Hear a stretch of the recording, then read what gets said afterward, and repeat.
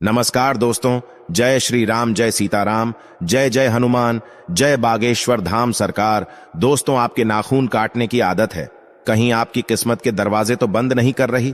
कहीं आप इस दिन नाखून तो नहीं काटते और नाखून से किसी ने आपको अपने वश में तो नहीं किया हुआ है? जी हां दोस्तों, हैरान मत होइए। आपके नाखून से कोई भी आपको अपने वश में कर सकता है, क्योंकि तंत्र मंत्र की विद्या में नाखून और बाल वशीकरण के लिए सबसे सिद्ध माने जाते हैं। तो अगर आप नाखून काटते समय यह गलतियां करते हैं तो आपका दुर्भाग्य आपका पीछा कभी नहीं छोड़ देगा। साथ ही अगर आप दुनिया को अपने इशारों पर नचाना चाहते हैं तो नाखून काटते समय ये सावधानियां जरूर बरतें और नाखून को कचरे में फेंकने की जगह इस पैर की जड़ में डाल दीजिएगा, तो पूरी दुनिया आपके सामने घुटने टेकने पर मजबूर हो जाएगी। तो आखिर कौन से पैर की जड़ में डालने चाहिए आपको अपने कटे हुए नाखून? अगर आपके मन में भी यही सवाल है तो वीडियो को अंत तक जरूर देखिएगा। तो दोस्तों, स्वागत है आपका जीत वास्तु पर। आगे बढ़ने से पहले वीडियो को लाइक जरूर कर दे, जिससे कि श्री बागेश्वर बालाजी की कृपा आप पर सदैव बनी रहे। तो दोस्तों, चलते हैं और सुनते हैं गुरुजी से कि वो क्या कहते हैं इसके बारे में। हेलो दोस्तों, मेरा नाम है मिस्टर गोलू कुमार। आप सभी को एक बार फिर से स्वागत है। तो दोस्तों, जब भी तंत्र शास्त्र की बात आती है तो वशीकरण इसका एक मुख्य भाग होता है और किसी भी इंसान को वश में करने के लिए उसके बाल और उसके नाखून मुख्य भूमिका निभाते हैं। इसी के साथ अगर आप सनातन धर्म की तरफ देखेंगे तो आपके बाल और नाखून काटने के लिए भी कई मान्यताएं बताई गई है। कई लोगों की आदत तो होती है कि वह हमेशा अपनी छुट्टी वाले दिन ही नाखून काटने की सोचते हैं और नाखून काटने के बाद हम उन्हें कचरे में फेंक देते हैं। हमने अक्सर अपने घर के बड़े बुजुर्गों से यह कहते हुए सुना तो है कि इस दिन नाखून नहीं काटने चाहिए, वरना तुम्हें परेशानियों का सामना करना पड़ेगा। लेकिन आज की आधुनिकता में इन विचारधाराओं को मानना हम जरूरी नहीं समझते हैं। वहीं अगर हम अपने स्वास्थ्य की दृष्टि से देखें तो शरीर की सफाई में नाखूनों की सफाई रखना बेहद जरूरी हो जाता है। अब क्योंकि हम भारतीय परंपरा से जुड़े हुए हैं, इसीलिए हम छुरी और कांटे की बजाय हाथ से खाना खाते हैं।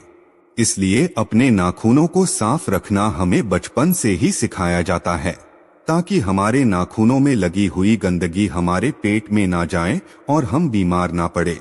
लेकिन अक्सर होता क्या है कि हम नाखून किस दिन काटे, इस बारे में हम अक्सर दुविधा में रहते हैं। तो सबसे पहले यह जान लेते हैं कि किस दिन नाखून काटने से क्या फल मिलता है। तो दोस्तों, एक सप्ताह में 7 दिन होते हैं, जिनमें से अगर सोमवार को हम अपने नाखून काटते हैं तो सोमवार को मन का कारक माना जाता है और हमारे मन का संबंध हमारे शरीर से होता है। तो अगर हमारा मन पवित्र रहेगा तो हमारा शरीर भी स्वस्थ रहेगा। तो अगर आप सोमवार के दिन अपने नाखून काटते हैं तो हमें अपने तमोगुण और राक्षसी बुद्धि से मुक्ति मिल जाती है। इसी के साथ मंगलवार का दिन हनुमान जी का दिन माना जाता है और यह खड़ा दिन भी होता है। इसीलिए हमारे घर के बुजुर्ग मंगलवार के दिन नाखून काटने से मना करते हैं। लेकिन दोस्तों, शास्त्रों में कहा गया है कि अगर आप मंगलवार को नाखून काटेंगे तो आपको अपने कर्ज से मुक्ति मिल जाती है और कर्ज से जुड़े वाद विवाद या कोर्ट कचहरी के चक्कर से भी बचा जा सकता है। साथ ही अगर आप बुधवार को अपने नाखून काटते हैं तो आपको धन लाभ होने की संभावनाएं कई गुना बढ़ जाती है। इसके अलावा अगर आप नौकरी पेशा व्यक्ति हैं तो आपकी प्रखर बुद्धि की वजह से आपको धन लाभ होने लगता है और आपकी नौकरी में तरक्की होने लगती है। इसके बाद गुरुवार को अगर हम नाखून काटते हैं तो यह बृहस्पति का कारक होता है। बृहस्पति आध्यात्मिक ग्रह कहे जाते हैं। तो अगर आप बृहस्पतिवार को नाखून काटते हैं तो आपको अध्यात्म की प्राप्ति होती है और आप ईश्वर की तरफ अपना मन एकाग्र कर पाते हैं। साथ ही शुक्रवार को नाखून काटने से आपके जीवन में प्रेम और कला का अनोखा संगम देखने को मिलता है। अगर आपके करीबी दोस्त या रिश्तेदार आपसे दूर रहते हैं तो अगर आप शुक्रवार को नाखून काटते हैं तो इससे उनके मिलने की संभावना भी बढ़ जाती है। इसी के साथ शनिवार का दिन शनिदेव को समर्पित किया जाता है। दोस्तों, इस दिन बड़े बुजुर्ग लोग और नाखून काटने के लिए सख्त मना करते हैं और यह सही भी है, क्योंकि अगर आप शनिवार को नाखून काटते हैं तो आपका दिमाग कमजोर हो सकता है, आपको मानसिक परेशानियां आ सकती है और शनि की वक्र दृष्टि का सामना भी करना पड़ सकता है। इसके बाद रविवार को अक्सर सभी लोग नाखून काटना पसंद करते हैं, क्योंकि इस दिन सभी की छुट्टियां होती हैं। लेकिन शास्त्रों के अनुसार रविवार को नाखून काटने से बचना चाहिए, क्योंकि अगर आप रविवार को नाखून काटते हैं तो आपके जीवन में बेफिजूल की बाधाएं पैदा होने लगती है और आपके बनते हुए काम बिगड़ने लगते हैं, साथ ही आपका समय भी बर्बाद होने लगता है। तो दोस्तों, ये तो थे वो दिन जिसमें आपको बताया गया कि आपको कब नाखून काटने चाहिए और कब नहीं। इसी के साथ ये भी सुनिए कि अगर आप नाखून काटने के बाद उन्हें यहाँ वहाँ ऐसे ही कहीं भी फेंक देते हैं या फिर कचरे में फेंक देते हैं तो इससे आपको क्या प्रभाव देखने को मिलते हैं। तो दोस्तों, कचरे में गंदगी, कूड़ा करकट और नकारात्मक ऊर्जा रहती है, और अगर आप अपने नाखूनों को कचरे में फेंकते हैं तो आपके जीवन में भी वही सब होने लगता है, क्योंकि आपके नाखून आपके शरीर से जुड़े होते हैं और अगर ये किसी तांत्रिक के हाथ लग जाते हैं तो आपको तंत्र विद्याओं के प्रकोप का सामना करना पड़ता है।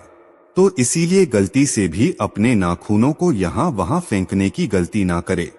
गुरुजी ने कहा है कि जो भी औरतें अपने नाखून काटने के बाद उन्हें डस्टबिन में या फिर कचरे में फेंक देती है या ऐसे ही बिखरे पड़े रहने देती है तो इससे उनके जीवन में भी वैसे ही समस्याएं देखने को मिलती है जैसे कचरे में कोई भी उपयोगी वस्तु नहीं होती, गंदगी बदबू रहती है, उसी तरह उनकी जिंदगी में भी सब कुछ खराब होने लगता है।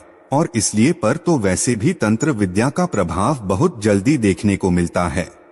इसीलिए हमेशा हमारे घर के बड़े बुजुर्ग स्त्रियों को उनके नाखून और बाल को सावधानी से फेंकने की सलाह देते हैं। शास्त्रों में कहा गया है कि नाखूनों को काटने के बाद आपको हमेशा उन्हें या तो जला देना चाहिए या फिर किसी पेड़ की जड़ में डाल देना चाहिए। आप शुक्रवार के दिन अपने नाखून काटिए और शनिवार के दिन उन्हें कपूर और लौंग के साथ पूरा जला दीजिए और जब उनकी राख बन जाए तो इन्हें आप अपने घर में किसी भी पेड़ में डाल सकते हैं।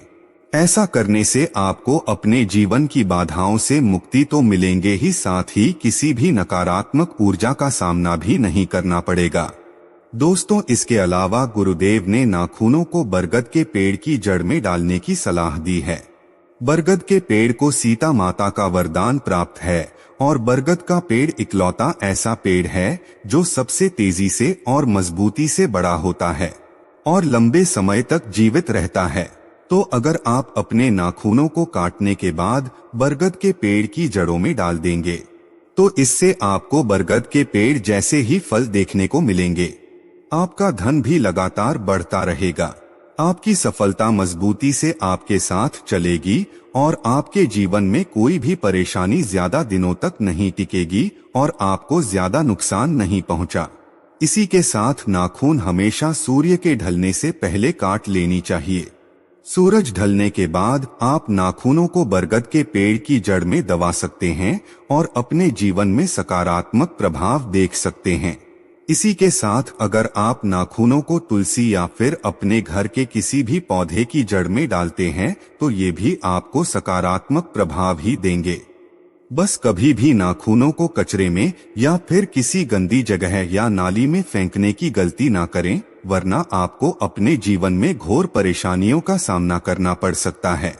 इसीलिए अगली बार आप जब भी अपने नाखूनों को काटें तो दिन का विशेष ख्याल रखें और नाखूनों को काटने के बाद उन्हें समेट कर रख लें और बाहर जाते समय किसी भी बरगद के पेड़ की जड़ में दबा दें। अगर आपको बरगद के पेड़ की जड़ नहीं मिलती तो आप इन्हें अपने घर के गमले में भी दबा सकते हैं। साथ ही आप इन्हें लौंग और कपूर के साथ भी जला सकते हैं। इससे आपको कोई भी नकारात्मक प्रभाव नहीं देखने को मिलेंगे। तो उम्मीद करते हैं दोस्तों कि आपको समझ आ गया होगा कि नाखूनों को काटने के बाद हमें उन्हें क्या करना चाहिए और क्या नहीं। अगर आपको ये वीडियो अच्छी लगी हो तो वीडियो को लाइक जरूर कर दीजिएगा और कमेंट बॉक्स में जय श्री राम, जय बागेश्वर धाम सरकार, जय हनुमान, जय सीताराम जरूर लिखें और इसे ज्यादा से ज्यादा शेयर करके बाकी लोगों तक भी पहुंचा।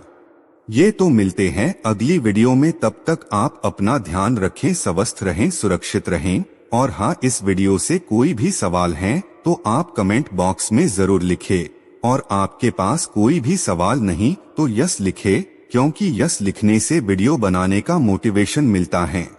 धन्यवाद।